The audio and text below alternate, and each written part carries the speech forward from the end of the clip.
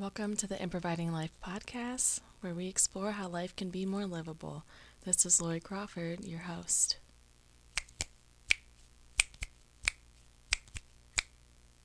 Hello, welcome to episode 13. Today we are exploring human nuance with Sarah Steckler. This episode was so much fun to record, and stay tuned to a special announcement of Sarah's at the end, but also feel free if you need to break up your listening pleasure of this episode into chunks, do that as well. But I will say that her announcement is a bit time sensitive. It regards a wonderful offering, a free offering and community engagement that she's offering next week from the March 14th to March 21st. And without further delay, here is your episode. Boop, boop, boop, boop, boop, boop, boop.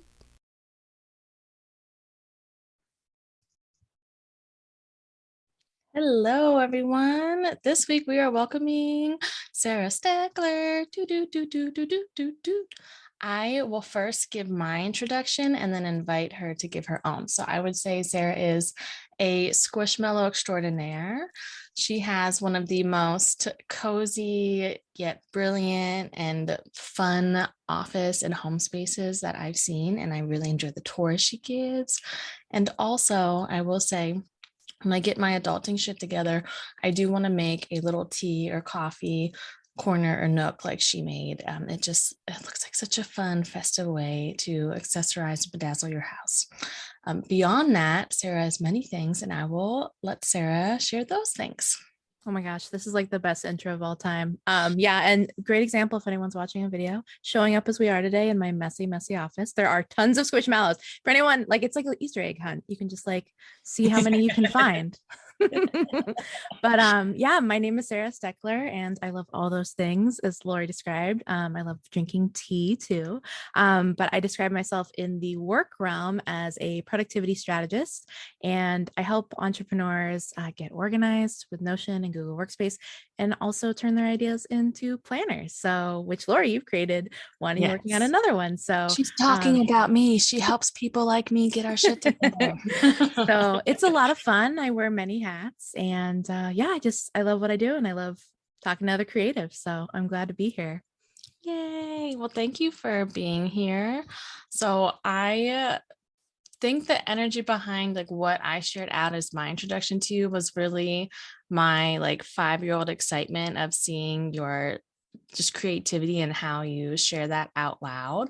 And so I am really curious about whether those types of things, so enjoying your squishmallows, having curated spaces in your home, whether that comes from a place of like intentionally like making life more livable for yourself, or is it just something that it started happening and you're like, oh, I'm gonna keep going, or like just like sort of what that process is of setting up your space so it feels like you want to be in it. Yeah. Well, I think this is such a good question. And let me move my mic a little bit closer to me. I think I've never really thought about that. And I think for me it's I move all the time, right? So I've been moving all the time since I was a kid, and then I married a sailor, and so we move even more. But my parents got divorced when I was 10, so I was constantly going back and forth between my dad's house and my mom's house, and I would always have like a pretty big bag of stuff that I would take with me. And like when I was little, I would like bring like stuffed animals, and then when I get to my dad's house, they'd go blah blah blah, like on the bed and everywhere. And so I think that was kind of a self-nurturing response from a young age to kind of make my space feel similar, because it was always changing, right? And I think similarly now, moving a lot and having to adapt to new spaces, I've definitely went like all in since the pandemic started with I love how you said that, curating spaces, but just like creating little corners. I think it's really amazing to me how when I walk into my office, even if it's messy, it just feels like a sanctuary. It's like all these lovely things that remind me of what I want to do, and that I love planning and journaling, and that I love nature, and they remind me to kind of come back to myself. And I think that's really refreshing. And I think it's also this like wonderful permission to love the outward expression of who you are, because we can spend so much time in our heads. And I think, somebody lovingly called me a maximalist one time. And I liked how she said that. Cause like, I think I always wanted to be a minimalist, and I've lived in tiny spaces. I've lived in a 200 square foot studio. I've lived in a 400 square foot studio when I was a lot younger. And I've had a lot fewer things, but I feel like this is just a chapter in my life where I'm embracing some of those things, and it's really fun. That is so lovely. There was another word that I had, but it's gone. We're gonna let it come back if it does. So we'll go with lovely. So I was having this like vision too while you were sharing about like nesting, arriving, really allowing yourself to orient to which place and time feels really supportive to you, and knowing the work that you do with helping people with mindful productivity.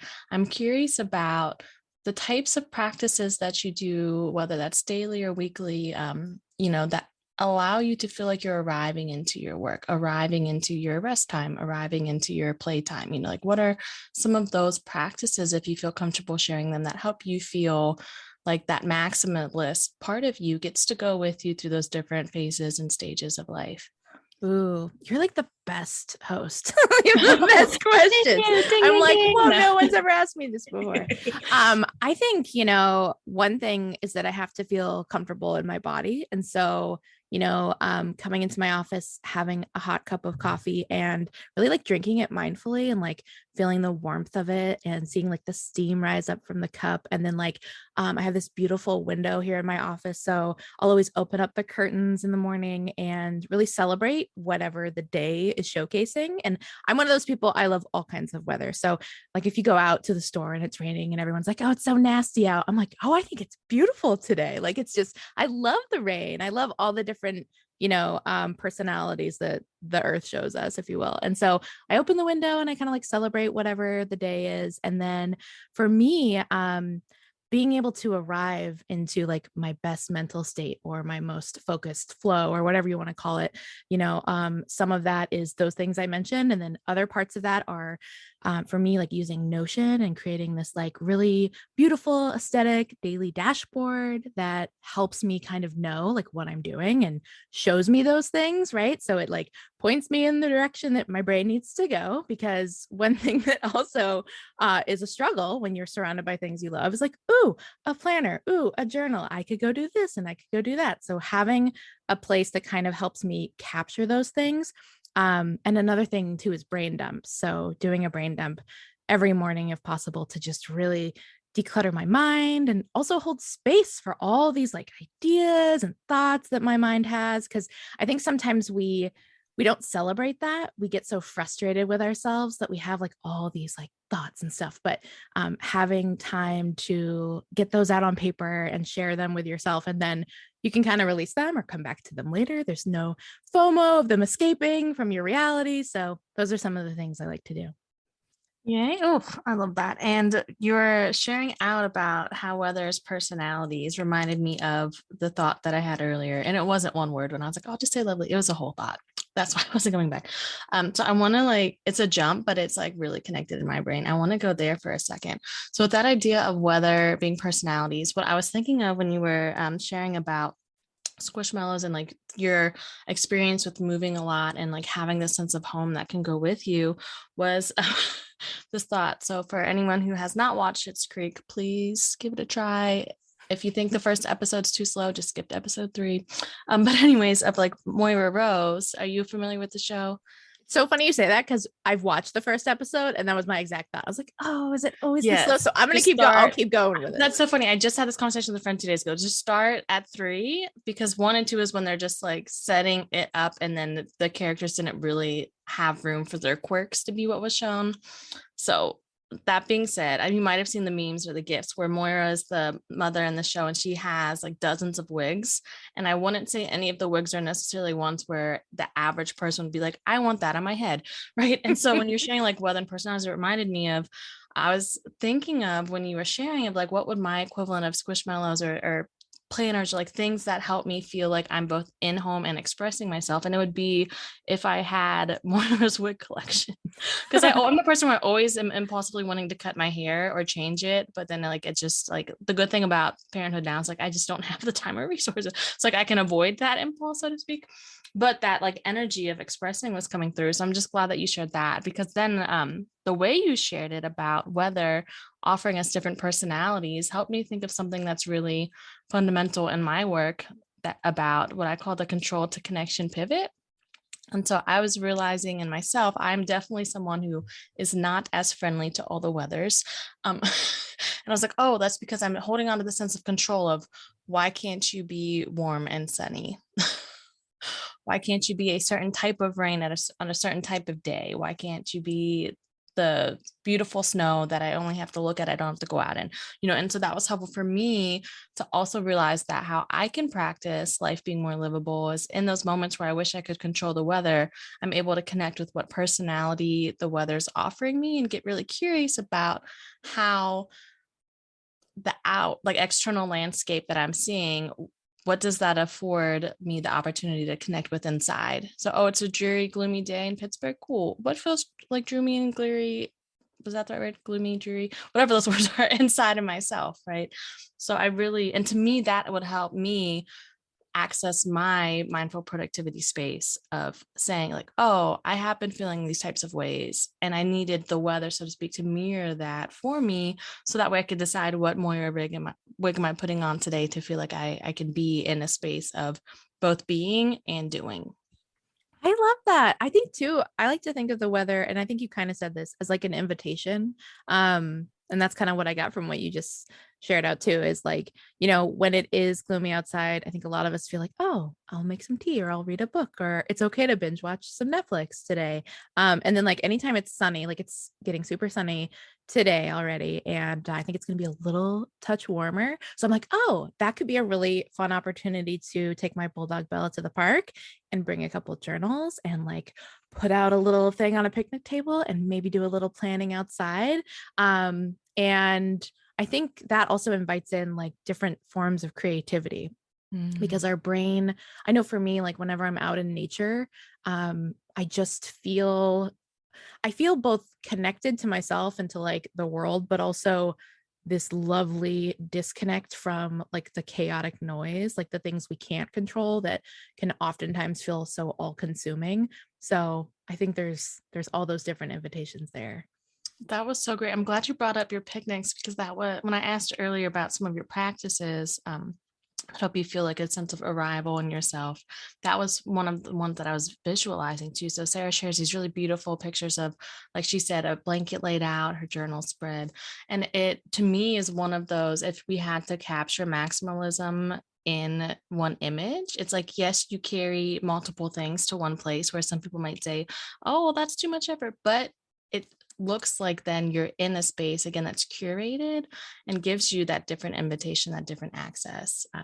And so that feels really reflective of the spaces that you share for your clients and those you serve as well. It's one thing that Sarah does fabulously in her courses, of which I'm a groupie, is provide a type of resource and like an intentional organizational like layout and like a volume of things. So it is almost like having like a charcuterie board out, right? Just like you have the whole spread. You can decide, oh, I want some olives, I want some nuts, I want some cheese. Like you have a lot of space to play and to explore. And at the same time, you're not sitting there wishing like, oh, I could have brought this other thing. So I would love if you could sort of share about your like evolution within your business in terms of feeling like it's enough to have what you have, and then also knowing now at the point of being in your courses and seeing that you offer so much intentionality. And so how is there that, or is there that rather, that balance between feeling like you have to provide all the things and also knowing like what is the meaningful parts that you really want to share with someone? Yeah. I think, well, this is kind of similar to like when I create focus projects in my business, right? Or you work on anything specifically, you're creating a scope of your focus. Like, what is the outcome? What am I going to be working on? And so I like to do something similar with curriculum development, like what is the scope of the outcome or the course that I'm creating for a student? And what does that container look like? And that also gives me kind of a boundary, because then I go, okay, well, this is the container and this is what the overall goal for students are. And if that's the case, then some of these other things like need not apply. Like they may be fun ideas, but the value of the course is truly in the journey and the transformation that I'm leading them through. So that, for one, helps me make something that's more focused and streamlined, because I think it can be really easy to want to create all the things for students, but then it kind of feels like students are walking out into a giant field and it's like, well, where do we go? Right? Right. There's something over there. And if you walk 3 miles east, there's something over there. Right. Versus having like a very clear and solid kind of like yellow brick road, right, for your course, and leading people on the way. And what's cool is, I think we forget sometimes of the endless abundance of content and ideas that come when you focus on something. Because a lot of times I think, and this could apply to like niching down in your business or whatever, but I think a lot of times we think that, I'm trying to describe this, like we think of this like outward external flow of creativity.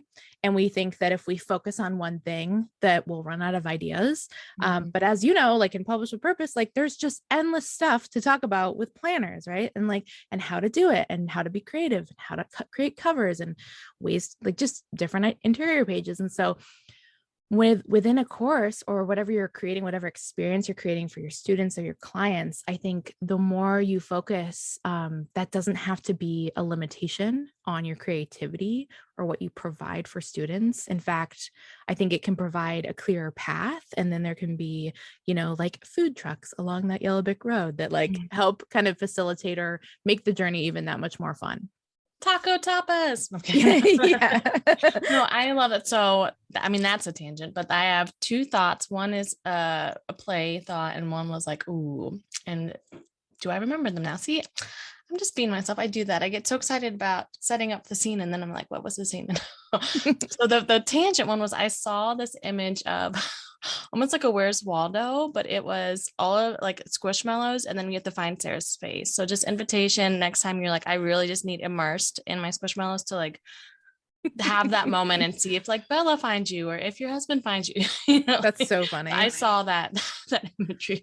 The other thing that came through too, that I am in endless awe of, that you do, that sentence, one thing that I find I'm endlessly in awe of when you do it is your ability to repurpose content in terms of like sticking to, like, again, having that one focus and it feeling like there's still fresher energy being revitalized in it. It doesn't feel stale or stuffy. And as a business owner myself, that's something that I struggle with often, is remembering that I have something to share, that it can be part of a larger thing I'm continuing to share, that it doesn't have to be this like cataclysmic earth shattering thing, and so I'm just curious about, are there other things in your like sort of non-business life that you intentionally revisit, whether that's favorite shows or engagement, like anything like that that helps you remember that or have that sort of muscle memory of like, it is totally valid and actually super helpful for yourself to allow yourself to focus on certain things, to share out continuously, to revisit, and sort of like, it's almost like building that like cozy relationship with something, and like how that translates into doing so in your business. I think you touched on how we give so much value to novelty or like something that's new. But we forget that it's so lovely to come back to like your favorite book or your favorite comfort movie or show, especially in different chapters of your life. Like, for example, one of my favorite movies when I was a teenager was She's All That, the classic 90s movie. And for any of you that don't remember it, right? She right? And then like Rockefeller Shank and all that kind of stuff, right? And how this like already gorgeous girl who's apparently a nerd, like, gets transformed and dates the dream guy and all that stuff. And I remember being like, oh, I love this movie. And then my husband and I rewatched it a couple years back, and we like did not have the same reaction at all. We were like, this is kind of bad. I had that with Miss Congeniality. It was while I was pregnant. So I'd say within the past year, though, I suddenly was like, I want to watch Miss Congeniality, which was that and Sister Act were my absolute favorite movies as a child. And I'm watching, like, okay, there's sexism, there's racism, there's patriarchy, there's Right. capitalism, and seeing all these things. I'm like, and I was worshiping this movie as like, that'll be my glow up moment, right? I'm gonna end up having that purple dress moment where Sandra Bullock's walking out of the hangar, and yes, I'll trip and fall, but I'm gonna look banging as fuck in this purple dress. Like that was my idea of what adulthood had to be like. So I didn't mean to cut you off, but I could totally relate to that. Like, Yeah. okay, like what Well, and I room is think there for nostalgia and also like right. And I questioning think the importance of it. exactly. And I think what's interesting about stuff like that is we forget though that there's a lot of things in our lives. Like I have like a whole little I have a Notion database that has like different articles I really love. And sometimes I'll attach like a date to come back to them. So I'm reminded of it. Like there's certain articles I've read before on like Thought Catalog or something that just like I don't know, just blew my mind. Like they weren't necessarily a new idea, but like there was this one about like simplicity and just like going for a simple life versus all this extravagance. And it really resonated with me. And I was like, oh yeah, like less is more. Like, you know what I mean? But like, so like just coming back to those things and realizing that they will completely hit you differently depending on your mindset or the season of your life or the year that you're in. So I love to come back to those things because I think sometimes we think if we've seen it before, if we've read it or done it before, that it's not worth doing again. And I think experiences are worth reliving, and I think there's a difference between trying to recreate something exactly as it was versus just being open to the new experience. And so in the same vein, when it comes to creating content from like a business owner perspective, realizing that every time you teach something or create something, there's going to be a different nuance to it, a different energy. You're going to be in front of a slightly different audience or someone that's never heard you before. And there's going to be new things that you talk about. I remember in college, there was this professor that gave this, specific lecture like every single quarter of the school year for every single set of cohort of students that went through. And I remember one time she said, I've given this lecture literally like 300 times at this point, and there's always something new. Like I'm always learning something new about it. So I think in that act and practice of continuing to talk about things, it's that same thing, right? We just go inward and there's like more and more. Yeah, and I love that too. And that really feels like a very intentional, energetically intentional, even if it's not like cognitively intentional way of pushing back against whiteness and systems of oppression, where it's like whiteness really, especially as two white women, like we have learned in our own different ways to not ask questions, don't question things. Like some things don't get mentioned, like, oh, what's the easiest way to people please? Like, how do we behave the best way so people don't notice us? So really this practice of revisiting and allow, like you articulated it so meaningfully for me to feel that like I was like trying to not be in the microphone like what was it, SMR? I don't know the letters, Oh yeah, like ASMR. oh yeah, where, like where you were saying it's just like, can we revisit without the control of trying to relive it, like that part of it too, where it's like that perfectionist energy that whiteness as a system and a structure really wants people to uphold, and which can make life really unwell for a lot of us, like thinking it has to go certain ways, that feels really permissive, like permission giving. And like even my posture, like my shoulders want to like relax, thinking about like that approach as a business owner of how can I just reconnect with something, what part of it wants to revisit with what part of me, what questions do I want to ask of myself that I wasn't, aware of or had the skill sets to contemplate the first time I looked at this, or, what ways was what I trying to put things in my own word and not sharing a primary source and thinking that I had something better to say about things. So I really,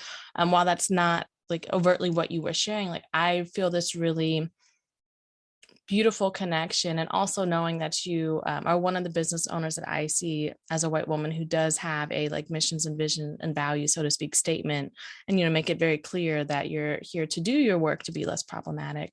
So I just wanted to like take that time to reflect that back to like, oh, I can also see that undercurrent of energy in that practice you were sharing of like revisiting things and allowing there to be a new experience. And then since we're on that sort of part of the conversation, I'm curious about how you navigate the things that you just feel and believe are like non-negotiable, meaning like your Mm. values or things that like, or your boundaries, whatever it is. And do you ever feel there's a different level of ease in sort of upholding those boundaries in business versus your non-business part of your life? Like, does the positioning of sort of your role in a space and time offer those different challenges of navigating that? Yeah. I think it just feels, I mean, and this is just a benefit of it that wasn't intentional, but it just feels better to be honest with who you are and what you stand for. And to really not have like it's kind of all or nothing, you know. And I know, you know, any business owner that, you know, makes statements, you know, you sometimes get pushback, or you sometimes get nasty emails, or you sometimes, I think I got like a 1-star review recently or something, from someone. And it's like, you know, okay, like if that's the worst thing that happens to me, especially as a white woman, like if that's the worst thing that happens, you know, we should all be accountable to that for standing up for what we believe in. And I think as a business owner, there's, I don't know, it's not as nuanced as personal life, because you're running a business and basically you're creating a boundary and you're saying like, I don't want, you know, to work with certain people that, you know, are racist or that don't believe in these same core values that I think all humans have a right to. And that somehow feels easier than sometimes navigating these, you know, more personal relationships. And I think that's where really a lot of this work comes into play, is navigating stuff, you know, with family, and knowing that, you know, there's some people that it's not cut and dry, or it's not as easy to cut people out of your life or without affecting other people that you love, and it becomes nuanced. And so there, you know, there's opportunities for conversations and more boundary setting there. And yeah, I think it's complicated. I think everybody can relate to that. I don't know if that kind of answers your Oh question yeah, or. no, and I know that was on the list of things Sarah probably thought was going to come up. Probably not what it was. No, No. it's great So though. It's yeah, an thank you important for sitting, conversation. yeah, in that space too. And you did address the part too of just like there is that different sense of flow or ease that can happen in those spaces. And I think that that is something that could probably keep a lot of business owners um in almost like a stalemate, so to speak, right? They know that there might be this more nuanced, difficult ways that they're having to navigate things in their personal life. So they may not feel like they have the skill set to establish boundaries in their business life, right? Or to say like, oh, this is something that's non-negotiable. Because they haven't been able to experience that there can be a different like practice, so to speak. So I think that that's just helpful to address too. So perhaps anyone listening here, you know, has had that moment where they're like, I haven't even taken a first step to try something that I want to try, regardless of what it is, because in a different setting, a different place and time, my mind sees that there's evidence that it won't work out a way that's favorable, right? And so if we're thinking about mindful productivity, and you know, you mentioned brain dumps earlier, brain dumps for me sometimes can offer this ability for me to like, I'll ask myself, and this is a recent practice, like 2 months, this is not so I'm new to it, but you know, asking myself questions like, what evidence feels like it's shouting the loudest, you know, like what thing feels like a fact that is stopping me from doing something, you know? And often it's actually the stories associated with the event or whatever it is, not the actual interaction itself. And so like I'm really feeling that the transferability of the skills that you teach, whether that's, you know, your focus projects or whether that is brain dumps, you know, that mindful productivity, while someone might approach it from a saying, oh, I'm going to use this as a business owner, it's something that actually equips you with a way to, again, I keep thinking of what you're saying about the weather, like get your inner landscape like outside of you, right? Excuse me. So Yeah. that just feels like really, yeah, your impact is something that like the ripples get to be in all of these cool, like you have some ocean ripples, you have some lake ripple, you know, like there's all these different, you know, places that it goes. So I just wanted to like share that with you because that feels really, really nice. I really like that. And I think too, you know, when it comes to, I guess, just mindful productivity, or, you know, figuring out what works for you, it's like the conversation, like if I could put a theme to like what we're kind of working through today, it's really holding space for yourself and all the like the nuanced areas of what it means to be human. And I think that comes back to what you talk about when you say making life more livable. And I actually like, every time I listen to your podcast, I always love your intro. And I always think about that. I always am like, ooh, what does it mean to make life more livable? Like, how do I, like, because in a lot of ways, when I think about that, I think about how do I remove like self barriers or obstacles that I'm kind of creating. And I think in a lot of ways, I think some, more regimented blanket type productivity statements can kind of create those boundaries for us, especially if you're neurodivergent, or you have a different way of thinking about things, or some of the mainstream things just don't necessarily apply to you, or you feel like, oh, that doesn't work for me. Why? What's wrong with me? And it's not that there's anything wrong with any of us. It's that there's just a lot of, again, more like capitalistic white individual thinking in terms of this is how you have to do things and get things done. Where I think there's some overlap with both mindful productivity and your idea of making life more livable. Is how do you remove those boundaries? How do you build a foundation where things are more accessible to yourself? Yeah, because it is both that energy of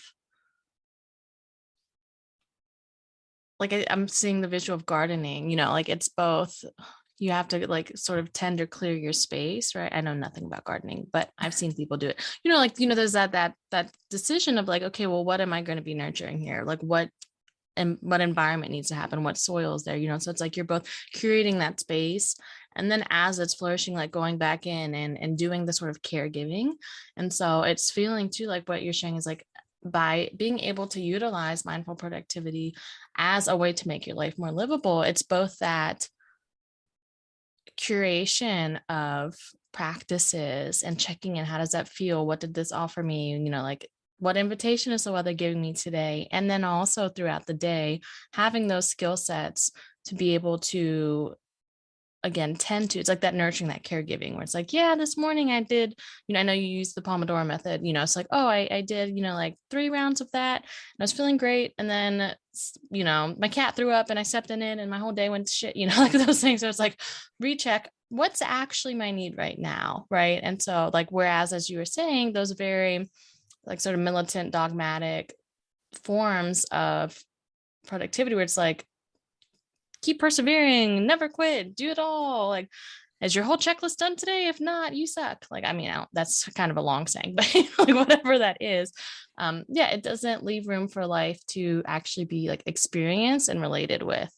So I definitely, get curious about how any of us who have a sort of a more modality or practices or skill sets that we use, what are ways that we can also be like observing ourselves in like a gentle way of just noticing like, oh, where am I on this sort of seesaw, right? Because I'm sure we all have moments where it's like we're so flowy, almost too flowy, where we're like, what is even happening? And then also like, oh, I'm feeling really rigid.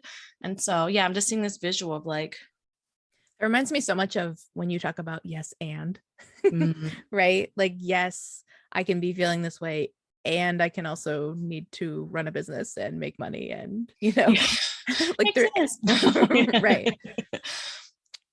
Yeah, well, and that is like such a the word cute one had come up, but like that's not the right word.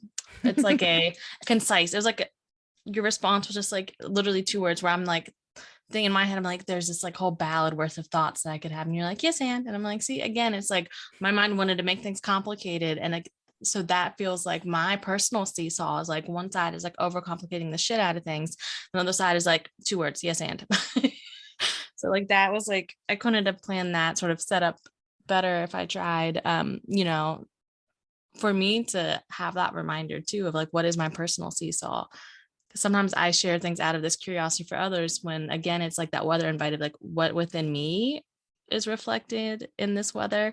So like that question was really for me to be like, draw your own seesaw, Lori, like it, see where you are teetering. How does that feel? Do you feel like you're about to fall off? Are you surfing and you're okay? Hmm. My brain now's on a seesaw. No, it's good. I know. I think Well, I think it's really interesting. And I think too, maybe it might be helpful to also talk about like what mindful productivity Yeah, I actually was is, you thinking, know? Like, yeah. well, because I was thinking about it, I was like, ooh, people might not know. Like, so the way I define mindful productivity is intention and awareness of your current energy state, so that you can sustainably get things done. So it's really, it's not just about, what do I want to accomplish and how am I going to do it, but how am I going to do it given the state of the world, given my current, things that I've planned to do, or commitments rather, and then also my capacity, because there are things that I do repetitively in my business. Like I have focus projects that are kind of ongoing. Like this is what you do every week in your business. This is what you do every quarter. But depending on, where I am with my, let's see, like my cycle, or, what's going on with my family, some of those things may be more difficult or challenging other months than others, depending on when I do them. So it's one thing to know like all your standard operating procedures, right? It's another thing to have awareness of your energy and your mental capacity and how that all plays in together. Cause it's, I don't know, it's a little more complicated than just like, just do it. Yeah, no, and it's like to not be so like I hate when I like know the feeling of something, but I can't think the word, not too like I'll say mushy, but it's again, it's not I have the vocabulary of a 5-year-old today. Shout out to all my 5-year-olds. Woo. You know, it's like this new mindful productivity is this really nuanced applied version of yes and within the sort of relationship between being and doing. Mm. Like that's what like your moment of sharing out, and thank you for doing that. I totally like in my mind was excited and skipped over that beginning. But if you made it to this episode, you've heard it, yay. But it does feel like that. It's like, how do you apply yes and within the context of being and doing? Mm. And mindful productivity is one way that you offer people to explore that dynamic, that nuance, that relationship. um, and since you are such a really great facilitator of spaces and of meeting people where they are and also giving them a place to grow, I would really super duper love if you would share out about Productivity and Planning Week, which will be happening right after this airs. I'm going to make sure that this is the first or second episode of the next season. So that way you're hearing it in time, people. Yeah, well, thank you so much for the invitation to share about it. It's going to happen, yeah, in March 14th, and you're going to be a part of it, which I'm super excited about. And you'll have your training, which I love. I've watched it so many times. Oh, it's, thank it's so you. helpful. And yeah, and I'm excited about your course you're putting together. But Productivity and Planning Week is all about, I think we have 29 speakers this time. This is the second time we're doing it, and it's all about using mindful productivity strategies and just hearing from a bunch of different creatives and business owners about what it means to be productive and how to stay organized. And what I love is that we have such a diverse group talking about everything from, mindset and self-care, to mental health. There's some psychology-based practices. There's some therapists that are a part of it. There's also some business strategists and other productivity people that are just as nerdy about all of that as I am. So if you attend this free event and, even if you only watch a handful of the trainings, I feel like you're really going to walk away with so many tangible skills. And one thing I'm really excited about is that we're just making this event as accessible as we can. So people have a full 6 days of on-demand access to it. I know I love attending summits, but sometimes I feel super overwhelmed when there's only like 3 hours each day to watch 5 trainings, without upgrading to the $200, and it's like, so I wanted to make it more accessible. So all the trainings are under 30 minutes and there's transcripts and closed captioning for everything. So it just makes it a lot easier for people to learn in a way that works best for their brain. And I'm excited because we're going to have a community around it, a Facebook group, and some comments on the site too. So I just hope that everybody joins. I think we're going to have a lot of fun. And coming back to repurposing too, I don't know, I'll have to talk to speakers, but this may be something, we repurpose into something else in the future too. So, because it's just so fun to hear so many perspectives. And there's a lot of overlap too, a lot of overlap with a lot of people that are in a similar niche. And I know when I invite speakers, sometimes they're like, well, am I the only person talking about this? And I'm like, no. And people are always surprised when the other speakers have like a totally different take on sometimes like the same subject matter. So I think it's just fun. It's just fun to do things differently. And I can't wait. I am doing my best to get everything done ahead of time this round so that when the week actually happens, I can pretend I'm a participant and go through all the trainings too, because I'm excited to learn from all of the speakers. It's going to be fun. For those who can't see, which is probably everyone because this is a podcast, Sarah is like beaming. Like the sun is not outside. It is now coming from within her office. I just wanted to set the stage for you. Her Squishmallows had put sunglasses on. It is so bright. Well, and like, I'm so glad you brought up again the idea of like repurposing, because the great thing that Sarah offered too is for speakers who wanted to participate again, we could resubmit the same training. And so that was something where I was so grateful for the opportunity, you know, being a new parent, where I was like, I don't know if I would have the time to honor your timeline and not make your work harder, but I still love participating in what you offer people.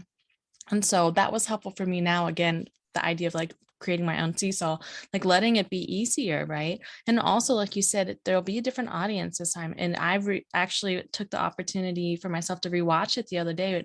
It's something that I'm working through, is like re-listening to my own podcast, like hearing my voice, hearing what I say. Like there's this fear of like cringe, what would I say? And so I'm excited, like you said, to go in, and I am going to be a participant, but like specifically to also watch my training again as a participant. And so you model really beautifully the things that you speak about. And that's something that I think is really, I'm sure it's a skill that you cultivate and practice, but it also feels very um, intuitive for you, you know? And so I just want to appreciate the way that you model that ability to like let yourself get excited and geek out about things, and like, you know, make your squishmallows wear sunglasses, you know, like all those things, you know, because it's so nice to be in community with someone who, you know, like there's that like really old, outdated, probably really problematic statement of like, don't talk the talk if you're not going to walk the walk, like whatever, that energy though of like say something and then also practice it. And so that's always one thing that I enjoy so immensely about being in space with you is, you know, you're out there, yes, and then your best. Oh, thank you so much. I feel the same way about you. And I think too, yeah, it's like what's interesting, right? Because I think again, it comes back to, and I think like this is just that, and I think a lot of us are challenging it, that just that rooted capitalism within all of us of like, well, it has to be brand new. If it's gonna be valuable, Yeah. it better be brand new, it better be more work, more labor, right? And it's like, yeah, but even if, you know, like everyone is this, like let's say like all the exact same people sign up for the week all over again, what a lovely invitation again to go through your training again and you Mhm. know, and get something else out of it and get something new out of it. And I mean, it's the same thing is true. Like there's different podcast episodes I'll re-listen to. There's course materials I'll go back through from different courses I've bought. So yeah, it's really lovely. And there's always like a new spin that you get on something when you revisit it. Yeah, that is so great. And you also just remind me, and for me, this is like a full circle moment to the beginning of our chat today, where I was asking like what practices help you feel like you're in your body, that sense of return or belonging or arriving, right? And something that I do is there's certain like sort of audio-based courses or like services that I purchased, you know, like about like energetic readings or something about me. And I often revisit that and I'll think of like which I'll be thinking about that person who it was, and I'll know, oh, okay, that means I need to re-listen to it. And it's the way that I allow those within my sort of sphere or community to reflect to me things that I may not be remembering about myself or that I may be overthinking. And so that is one of my practices of allowing someone else to help me have gentler, kinder thoughts about myself, or to be like, oh, having a business doesn't have to be so hard. Someone reminded me that this is something I express well, you know, and so that feels like the really nice sort of like cozy snuggy blanket of like, oh yeah, you know, like that I often forget some of the practices that I have until I'm doing it and like, oh, this could be a practice. So I really, yeah, appreciate that you're offering like that moment and within this exchange.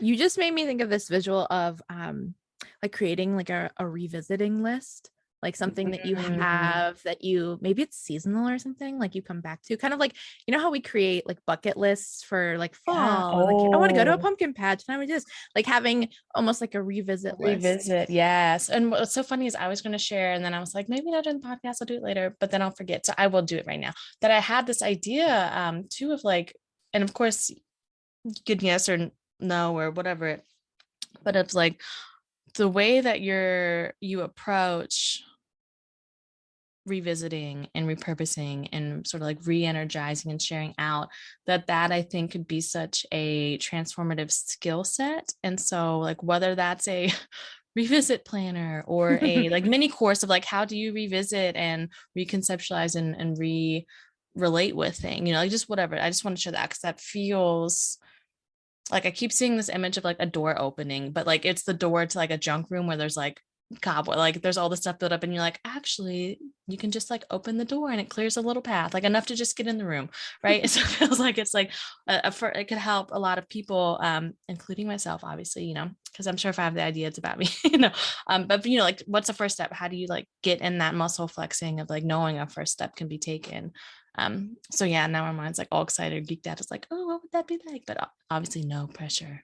Well, I was thinking the same thing for you, just having like, like I know you're thinking about creating like an improvising planner, but having all these tools, like all the different modalities and ways of thinking about yes and yeah, I'm just excited because there's so many possibilities, and it just shows you like the power of like checklists or just lists in general, and how they can help kind of stimulate that reminder, or it's like the weather, right? It's like a little Yeah. invitation to come Well, back yeah, and again. one thing that you've really helped me transform, and I don't think I've allowed enough space for my thoughts to get the sort of image close enough for me to see it, but now that's coming through is like I used to, because of like a lot of things growing up, like without having to trauma bond, just like a lot of things, I would push back towards any kind of structure or authority because it's like, no, it means it has to be controlling. And so I wouldn't allow myself to be supported with things like lists or checklists or courses or rubrics or anything because it just felt like it was a tight jacket or whatever, straight jacket, whatever, it just felt too binding. But so then I would be lost in sort of like my cosmic soup is what I call it, like in my brain, right? And so I imagine there's a slurry of random shit and my head's a colander, and sometimes the right shape goes out of the right shape hole, and like I can access things sometimes, but often it's just so much like slurring around in there. And what I experience when I revisit your work, your course, and just are in space with you is this reminder that it is okay to allow a structure or a support to be there. I've been much better at allowing like in human interactions, like a verbal support like that, but actually allowing there to be a structure, a foundation that does not take anyone else's energy, like planners, papers, like something that physically is there that I can return to. And one of the ways that I notice that I self-sabotage is by not revisiting, by not remembering, like having a sort of like I know you use Notion a lot, like a place that remind me of like sort of like a table of contents, like what have I already thought of? What exists somewhere so I don't have to recreate that mental work. And so I'm, going to be parting this time together today and really with that reflection over the weekend of what would actually allowing myself to be supported feel and look like in this season in life, like how could that be something, and how can I set up those structures in a way where it feels like a no-brainer to revisit. Hi Bella. To feel to feel like I get so excited to have that place and space to return to, because that feels like it's your blanket on a picnic table with planners out on there, and not like sitting in the corner facing a wall with a straight jacket on and having a itch on my back and being like, that'd be nice to get it. Yeah. Well, and I think sometimes too, it's like, it's almost kind of like how you have different rooms in your house, right? We don't try to like cook a meal in the living room. We have a kitchen, we have space for that. We have all the tools there that we need for that. And then, like I couldn't tell you right now everything I touch when I go to make mashed potatoes, but when I'm in the kitchen, suddenly I remember everything, right? Because it's all in front of me. And so, like you said, it's having reminders and tools, but then also just placing things to use when you need them, where you need them, so that there isn't this extra mental energy going into, what do I need? Like if we kept everything that we ever needed throughout the day all in the same closet, Yeah, and it it's was got the all like, visual of dodgeball, like a gym class where all the balls are in the middle and everyone's scrambling. yeah, right, or something, or like, like that giant junk closet or junk drawer where it's like Yeah. there's tons of, and you're always, or for me it's my purse where I've had to transition to a smaller purse because I'm always like rummaging for my keys, and it's like, Yeah. or how can you create something where it's just easier to access everything, right? Just like you said, like 360 or whatever, like coming back to Yeah. making life more livable, right? Yeah. It's like, why is my passport in the blender? No. Right. Yeah, but same thing. Yeah, no, this is feeling like so much fun. Yeah, and sort of the last thing that I'll touch on, hopefully this is the only time I say the last thing, but again, this like the idea of making it simpler. And so like another thing that you've bestowed upon me that I'm really grateful for right now is the ways that like earlier I was mentioning evidence, right? Where my mind's like, oh, I have evidence of why this won't work, so I won't try. But I'm reminding myself now that I have new evidence as a parent that I do have the ability of putting things intentionally. So I have a diaper caddy on each floor. I have so Mercury has eczema that we're managing, so I've created 2 of everything. So that way every diaper change, she's getting moisturized. So I have been able to do that as a service in my mind is like for someone else. Why can't I also do that practice for me? And so that's something that I'm going to have some fun with. And that feels again like that point I was sharing earlier about intentionally curating a structure or support that I want to revisit.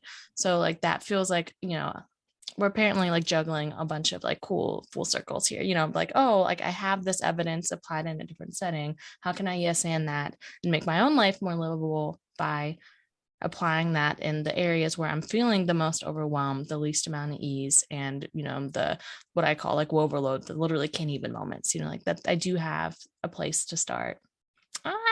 I Thank you, love that. Sarah. Yeah, thank you for having me. This was such a lovely Well, I conversation. also realized we got excited and went to like every other place. Can you share just a bit more about how people can access productivity and Oh family? yeah, that might be helpful. Yeah, Yeah, I'll if include you it in the notes on but that way, in case people are more auditory. yeah, if anyone wants to sign up, you can go to productivityweek.com and find everything there. So And super where simple. else can they access you on the interwebs? On the interwebs. Yeah. I hang out on the Mindful Productivity podcast. You can listen anywhere to that. And you can also visit my website, which is mindfulproductivityblog.com. And I'm also on Instagram, same handle. So that's kind of my jam where I like to hang out these days. Yay. Oh, Awesome. well, thank you so much for spending time with us today, Sarah.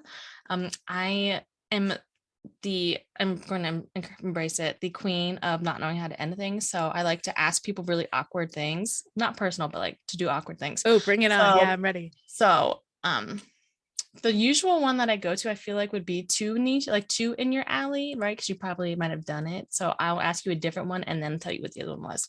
So if you were your own teapot and had to make your own noise when the water was ready, what noise would you want it to make? Ooh, this is so Because you good. love tea. So Yeah. Okay. So I'm a teapot and the water is ready. I think it would be something like blop, blop, blop, blop, blop, blop, blop, blop. Great.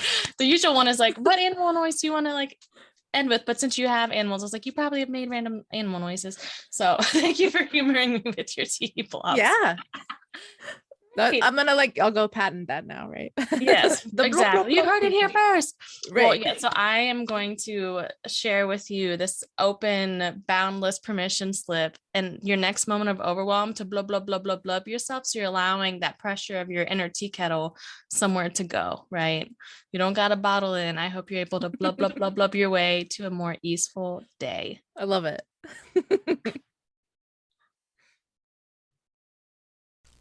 Boop boop boop boop boop boop boop.